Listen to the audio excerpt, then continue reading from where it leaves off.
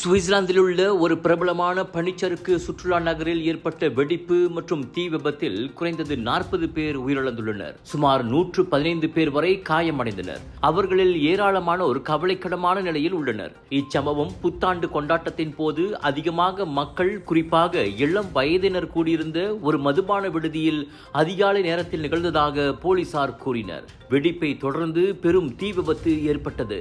பலர் கண்ணாடிகளை உடைத்துக் கொண்டே வெளியே ஓடி உயிர் பிழைத்த வேளை முடியாதவர்கள் உள்ளேயே சிக்கி உயிரிழந்தனர். தீயணைப்பு படையினர் மற்றும் அவசர மருத்துவ குழுக்கள் உடனடியாக சம்பவ இடத்திற்கு அனுப்பப்பட்டனர்.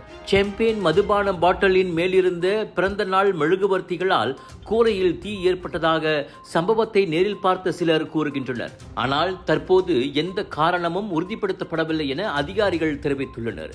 வெடிப்புக்கான காரணம் குறித்து தீவிர விசாரணை நடைபெற்று வருகிறது.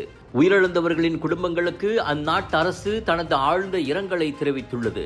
சுவிட்சர்லாந்து வரலாற்றில் பதிவான மிக மோசமான தீ விபத்துகளில் ஒன்றாக இந்த புத்தாண்டு பேரிடர் திகழ்கிறது.